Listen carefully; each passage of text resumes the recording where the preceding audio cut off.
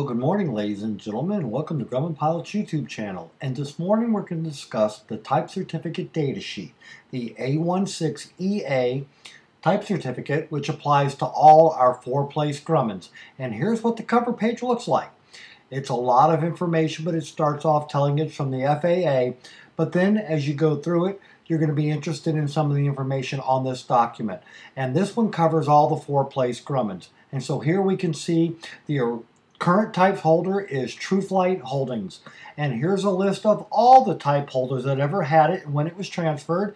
And then we start to get down below that and we start to see the model. And we start off with the Traveler and all the things it tells us about the Traveler. So stay tuned.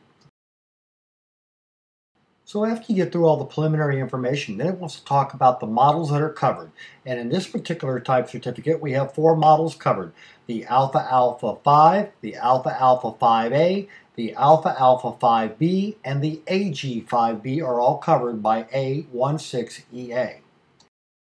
After you finish reading about all the models, then you get to data pertinent to all models. And this is the leveling means, the certification basis, and the equipment in the aircraft, which may require a pilot operating handbook to be required equipment. Next comes the notes, which is the current weight and balance for the aircraft, the placards that are required for that model, and then any life limits that apply to components of that airframe.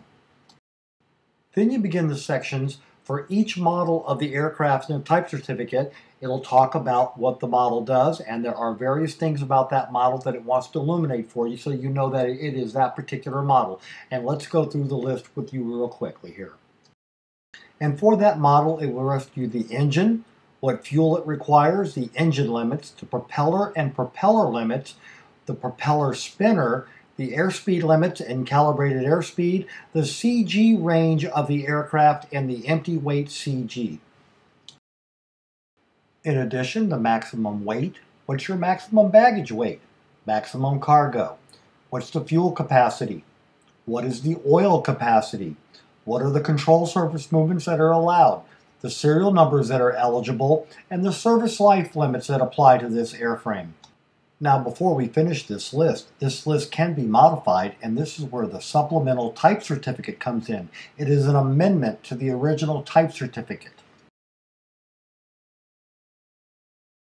And finally, we get to the production basis, which for our aircraft in this type certificate are none. So we hope you found this walk through the type certificate useful and informative.